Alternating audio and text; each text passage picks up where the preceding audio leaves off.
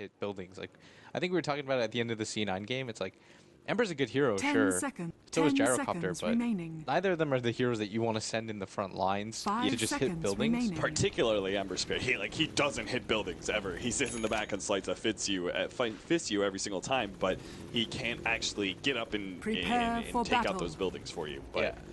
Clinks certainly can, because Clinks is, first of all, a lot of physical damage, a lot of single target focus, both when it comes to heroes as well as buildings. In fact, you could say so more so for buildings than anything else.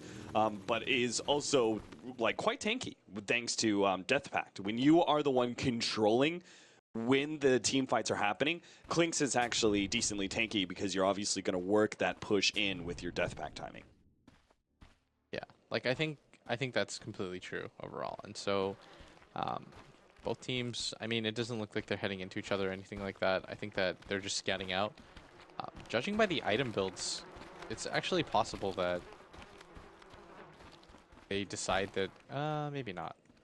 30 They could just try seconds to battle. get aggressive early on if they anticipate the Undying to be the dual offlane. Like, Right. I think it'll be, yeah, because Ohio's already in position. That means Mushi's caught mid. Okay, it had to be one of those two, I guess.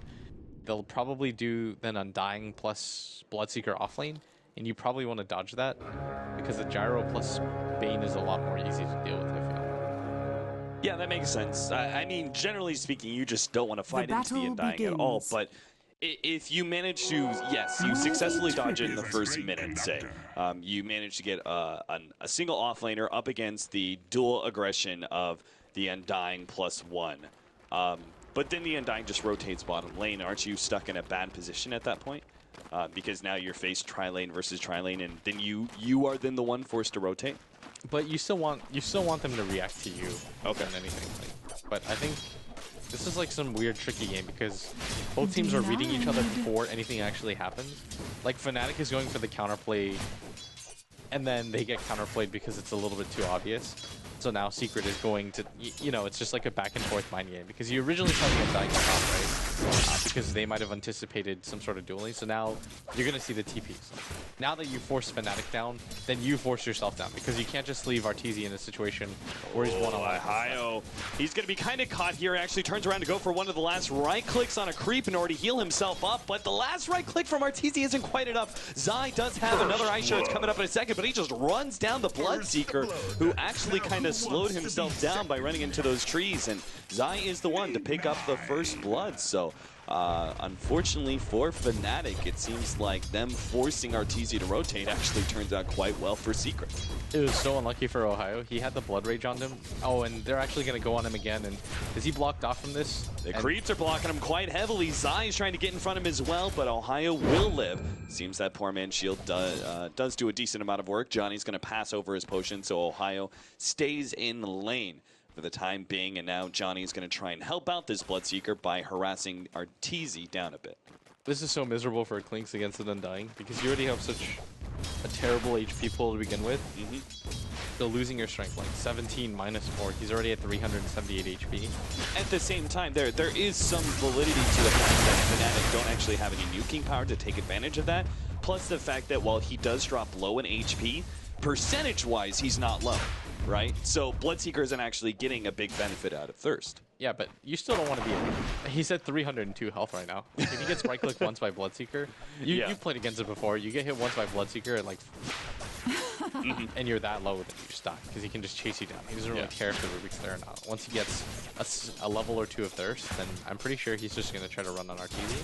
And that's the play. And in the mid game, they have a ton of bursts. I mean, they got Speed of Pain. Ultimate, like if Arteezy isn't careful, there's a lot of potential for that. But I'm interested to see mainly how he decides to itemize.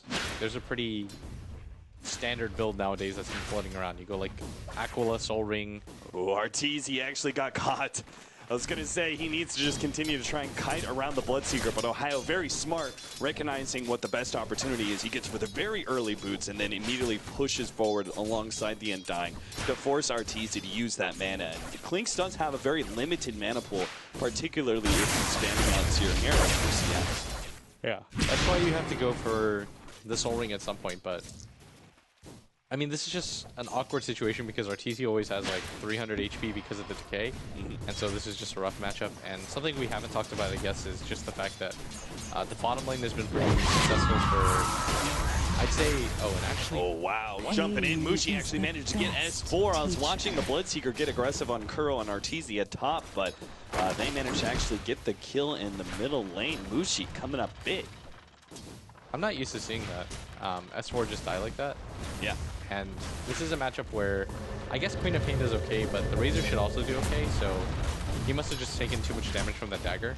Like, I just didn't anticipate either of them really dying here in this situation, but especially since S4 has a high ground ward, he should be able to spot the aggression. But I really want to see how that had happened, but Mushi's going to grab the top rune, and with this advantage now, like we talked about it before, Ken, right? Like, we really emphasize that Mushi is one of those heroes or players that really likes to play the hero that can just solo take over a game.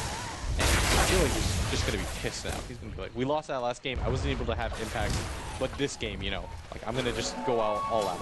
Yeah, and he's already picked up the early kill on the Razor, but second, he has a gigantic CS advantage over S4, and that's only going to grow, especially now that he's got the extra Null Talisman, such a heavy stat build, and then the Illusions as well, obviously having a lot of right-click. S4 basically sacks some HP in order to take away that advantage, but is going to be forced to using his health potion here sometime soon, because again, you don't want to leave yourself too low against that Bloodseeker. It makes this top lane all the harder than it already is for Team Secret. I think S4 is going to get dived on right now. Yep, Kuro's in some serious trouble. Tombstone gets laid out. Ohio trying to go for that last right click. Kuro has nowhere left to. Arteezy's done for as well. Queen of Pain does manage to pick up the kill on S4, but Arteezy, yeah, he's going to be going down before that dust runs out. So 2 kills up in the top lane, plus they managed to take out S4 again in middle. You're absolutely right. They did dive S4. Bottom lane, Snowball actually dodges the first call down shot, but the second one still hits side. And KYXY picks up now a 5th kill for Fnatic. Fnatic striking back big time here in game number 2. They're just rolling right now. Like, I was focused on mid because I knew that Mushi was going to kill him. And then you were focused on, like, there's just so much action going on. Like, Mushi's reading the situations perfectly. Like, the thing is that it's easy for me to call as a caster the move. Like, when I said he's going to die here, it's easier for me to see because I can see all situations at once, right? But the fact that he was able to read that situation and he makes that play is just insane to me. Because if there was any sort of TP support, the turnaround potential is high, but he decides to go for it. He reads his instincts correctly.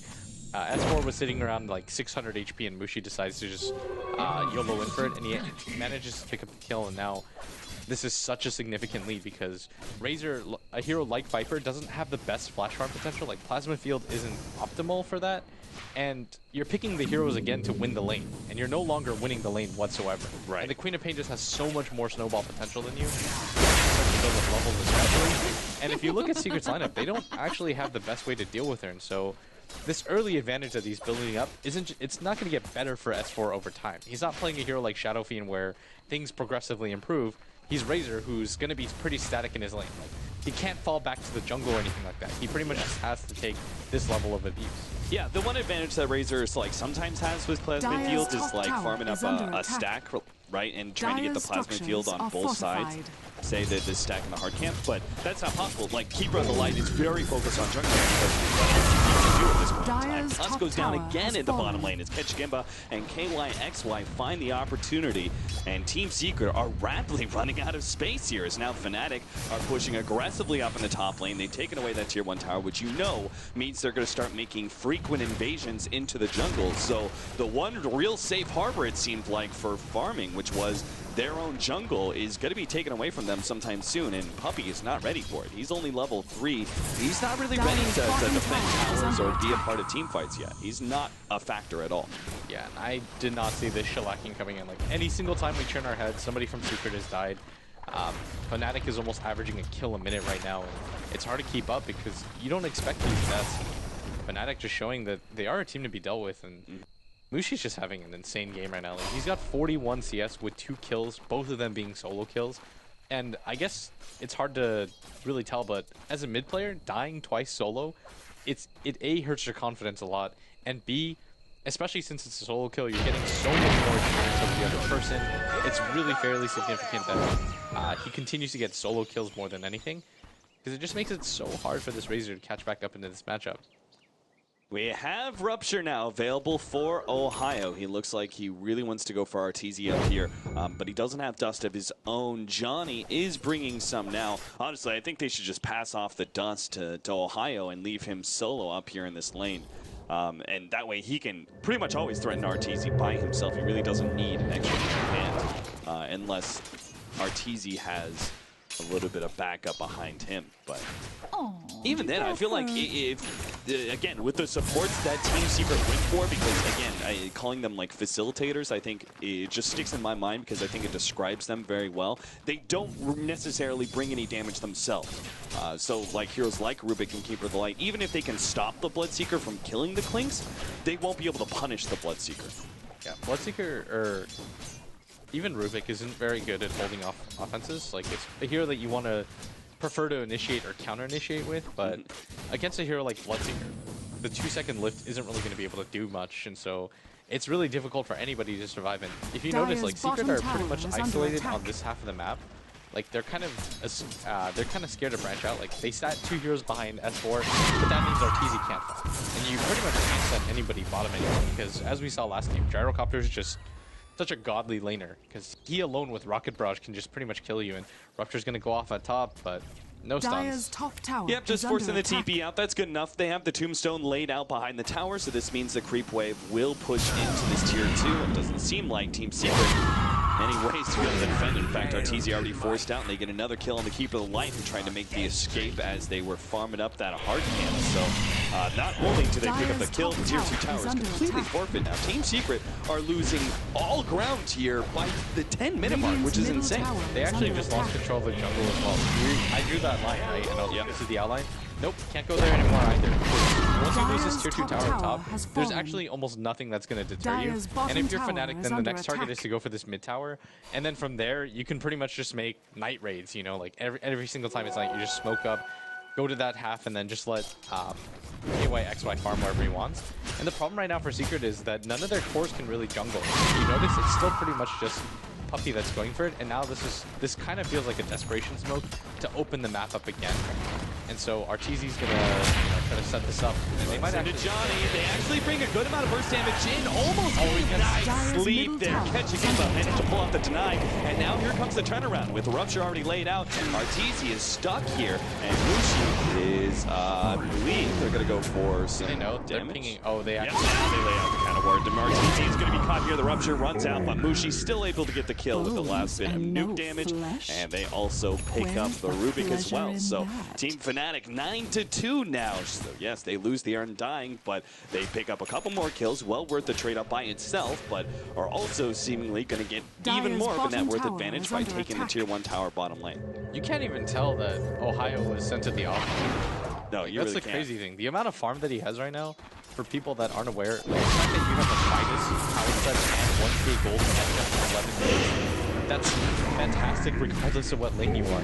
And another kill goes, they are actually just being picked apart right now. Yeah, Team Secret just falling apart before our very eyes. Team Secret, who were for many the favorites of this tournament, sort of the invincible team, is actually showing, I would say, some very large weakness against one of the biggest underdogs of this whole entire tournament. I think many people believe that Fnatic were going to be a bottom 8 team.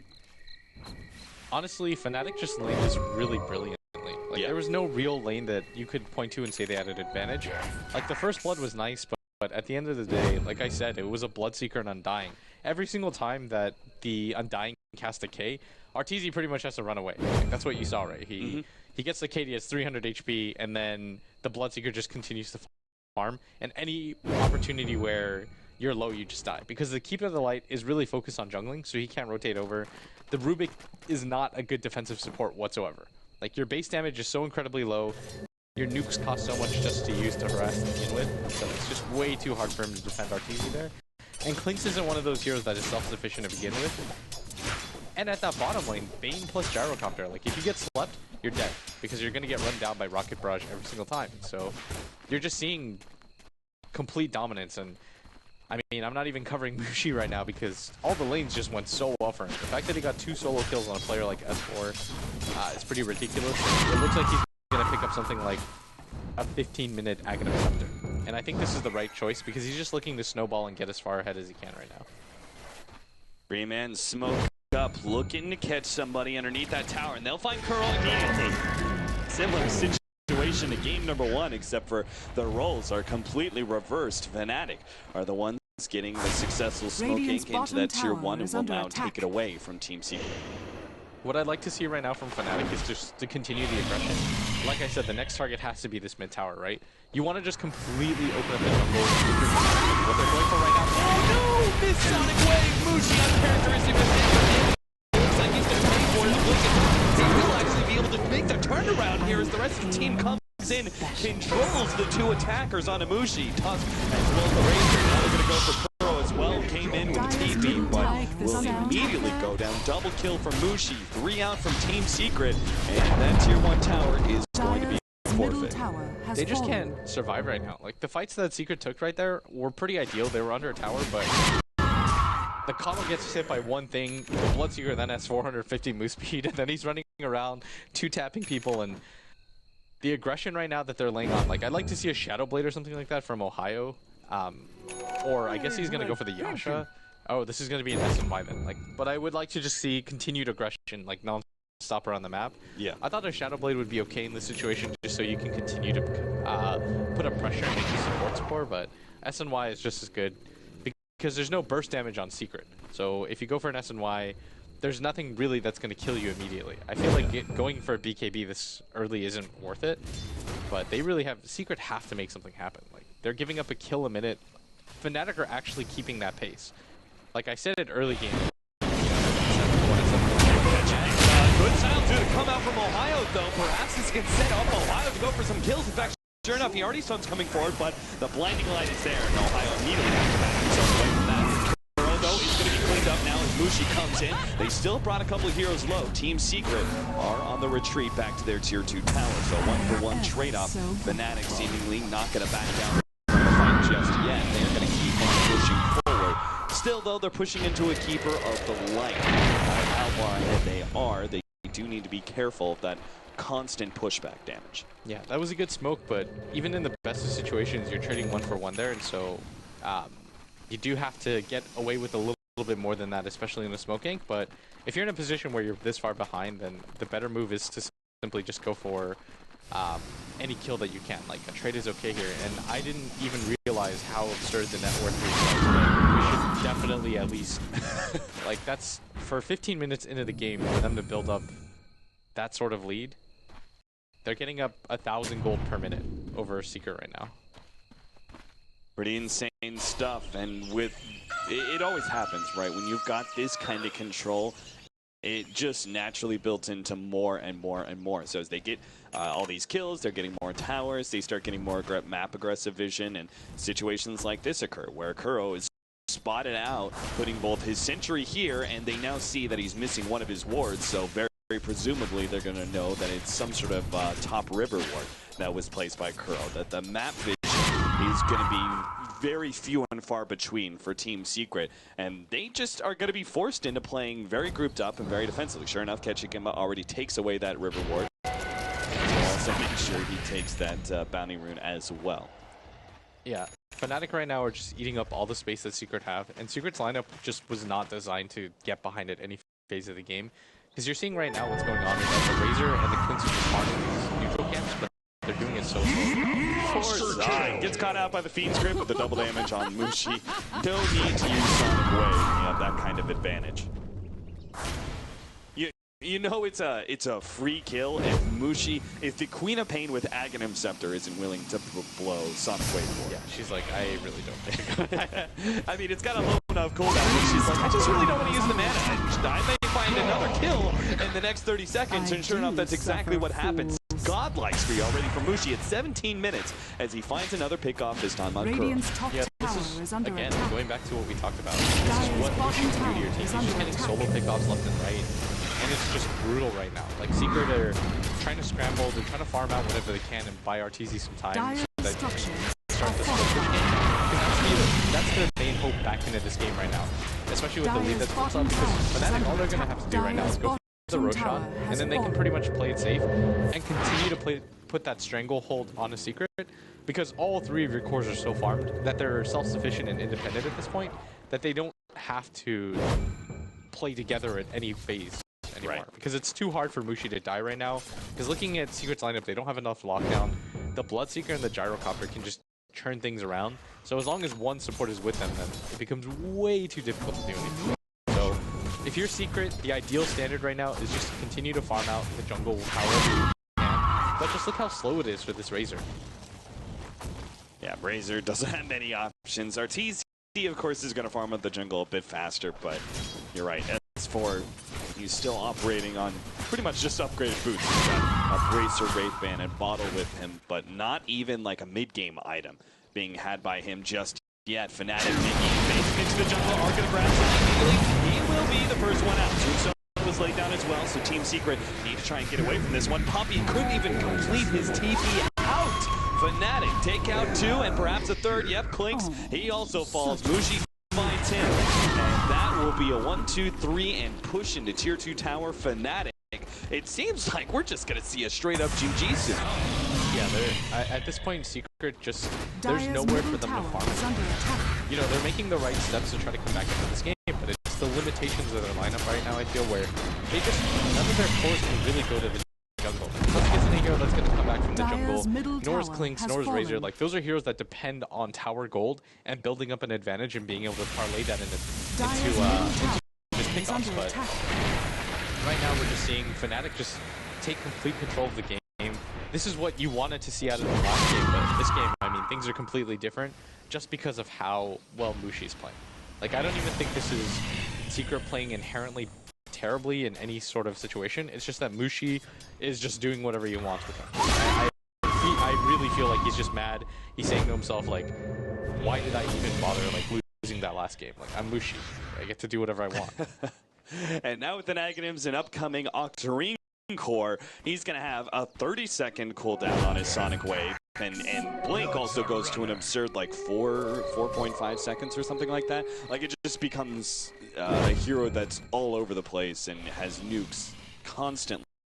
And with the level advantage he still has over Team Secret, just going to be blowing up heroes left and right. Bloodseeker, of course, is still coring a happy camper. He's got Hanamitis, S and Y, 2,400 gold. We still haven't even gotten to the period of time where Hanamitis has paid for itself yet. So as just goes to show, as this game goes on, Ohio's going to be breaking in even more items and even larger of a net worth lead over Team Secret than they already have. I mean, if you just look at the core positions, pretty much every single core of Fnatic has double the net worth of the respective core from Team Secret.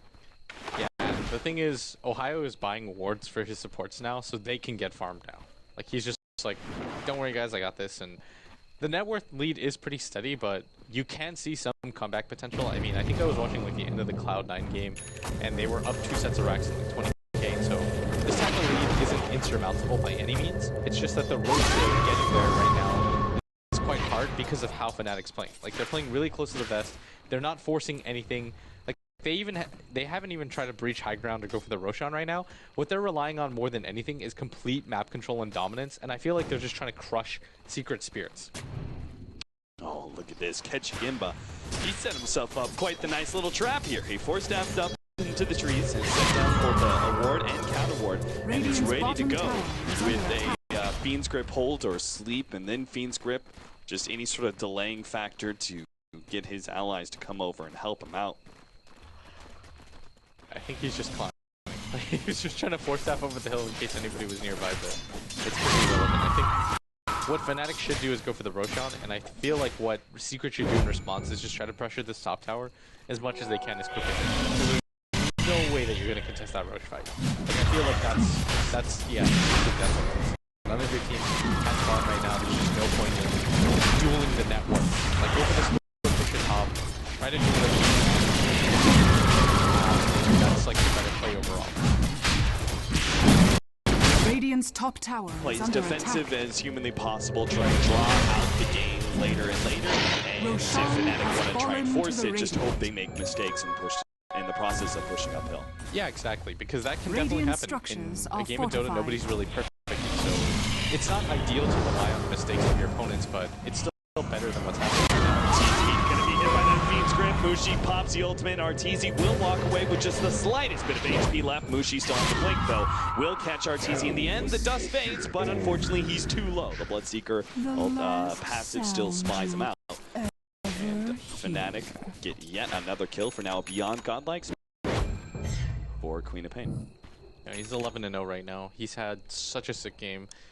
And with this, I'm pretty sure it's going to be an Octarine core, because if he was going to go for a plus, I would have had it. I mean, can you really lock down the Queen of Pain for 4 seconds? Like, I don't even think Secret's lineup has that much disable on it. Like, the lift is for 2, 1 for 5. Like, oh, Jesus, just jumping in, my God. He's just trying to force something. He doesn't even have, he's not even the one with the Aegis. I thought for a second there, I misread who grabbed the Aegis, and it was actually Mushi, but no. Mushi's just like, whatever, I'm going to jump in there, don't care, and he still manages to get out, despite the fact that he didn't have Octarine core yet. His allies help him out with a couple of defensive force staffs, and he is good to go. Yeah, it's actually insane that he's just allowed to blink there. And if you notice, Secret's wards, though, they're still placing good wards. They have vision in areas that they need to, where they think they're going to get assaulted from, but right now, if you look at Fnatic's wards, I guess we don't talk about wards enough in general, but the way that they're warding is just to strangle Secret. It's just to kind of cut off wherever farm angles they can go for. Like, this makes it so that nobody can farm the Ancients and they can't go for the Roche attempt. This is the entrance to the jungle, which is a lot more safe, because you notice there's already a preemptive ward there, right? And then they're just continuing to ward in places so that there's nowhere that Secret feels safe. Like, before you even leave the base, you're being cut off. Like, look at Arteezy's options right now. He's trying to farm the enemy Ancients because he realizes, like, if there's a ward in this area and he gets picked off, then that's a free Roshan and a kill. Yeah, especially like the fact that he's coupling the wards. Mushi, there's no way he dies here, right? He's got to blink up in a second. Ooh, that was actually closer than I expected, but goes to show the power of Clinks. Now Ohio is going to have some slight issues. They actually brought S4 back. They can easily get this kill, but Ohio gets the force staff away, and he still had a bit of mana left. I was going to say earlier that Puppey, the Keeper of the Light, is a decent, like, very, very soft, but he is a counter to the Bloodseeker in that he has both Blinding Light, which is good at being able to just stop the Bloodseeker's damage, which is obviously priority in right clicks, and then also his Mana Link, which is quite good because Bloodseeker relies on his innate mobility when people are at low HP. Oh yeah, for sure. Like, Bloodseeker or Keeper of the Light is just, it's just an annoying hero to play against. Once there's 4 staffs in the game and stuff like that, you can use the Blinding Light. Mushi gets a 3-man Sonic Wave. The Snowball manages to save the Keeper of the Light for the time being, but it only provides a slight moratorium in his death. Ecstasy of Yeah. They haven't even gone for Roshan. Like, how often? Actually, they have, but yeah. It took them so long to do it originally that they don't even need it to go high ground, is what I mean. Like, it's pretty unnecessary at this point. Yeah, normally you would wait for the next Roshan before you try and push uphill, right? But Fnatic are just so far ahead, they're going to go uphill with the first Roshan. Yeah, they're just, at this point, they don't really care. I think even without the Roshan, it's just absolutely securing it. Yeah, he tries to back himself away, but he just rubs himself to death with the rupture on top. Gyrocopter secures that last game. Girl running forward straight into the tombstone. Doesn't really care. Fnatic, though, very much focused on objective gaming. They've taken out the mid lane of Rax and immediately slide on up to the top lane. Not willing to give Team Secret any room to be able to make a comeback. So it seems Team Secret, they're still going to try and fight this one out. They do not have the Razor. Kings now has a Desolator ready to go. Tier 3 towers about to fall. Another blast gets laid out. Does great. These Kings and X-Wise low. He still has that Aegis. Good to go, though. Zai going to be slowed down. Actually forced to snowball there because he didn't want to get hit by the silence. S4 now come to the foray. The ultimate. And the pushback there is able to get the Gyrocopter down. S4 comes forward. They managed to clean up one already. S4 drops quite low, but they can't pursue him out. Fnatic are still healthy as a full 5-man crew and are able to finish up that melee Rax. Seems like they're going to be able to stick around for the range rank as well. Team Secret only operating with 3 heroes right now. KYXY takes just one shot before immediately there's a response from Team Fnatic. Slow down Arteezy. Make him asleep. The homing missile comes in, bongs him up, but Fnatic don't care. They've taken that second lane of Rax and will immediately back up to refuel and probably pick up a couple of items before they now go for Megas. Yeah, you can even wait for the Roshan if you absolutely want to secure this game, and that might actually be what they shoot to go for, because you just want to make absolute sure that this isn't a game that you lose. Yeah. Like, Fnatic have done everything that they possibly can to secure this game. I think the net worth lead has to be it might even be a little bit greater than that once the time passes. I mean, the farm advantage alone is just so hard to come back from, and Secret had to expend like what 3 buybacks there, and they weren't even able to hold Rex. So when you're doing that, it just continues to kind of shut you out. And Secret are going to go for the smoke gank, but this is like, you have to get something out of this. This is a super YOLO maneuver. They know that Kuchik Imp is right here, and he actually manages to get himself away at the same time. Yeah, the good play there, being able to back himself away. K1's good control though. He's got his BKB, trying to try towards the team. Good skill ball outside, just trying to get them away from that called out area. But Mushi cleans him up with a huge Sonic Wave. GG. Team Secret are done with this game. Incredibly one-sided win for Team Fnatic. Even more one-sided than our first game. That went to Team Secret. Quite the weird event. Like, turn of events that just happens there. That Team Secret had such a dominant showing in game number 1, and that's sort of the way the storyline was meant to unfold. And then Fnatic strike back incredibly hard in game number 2 with just a really well put together draft, and the way they set up the laning phase seemed to be the most important thing.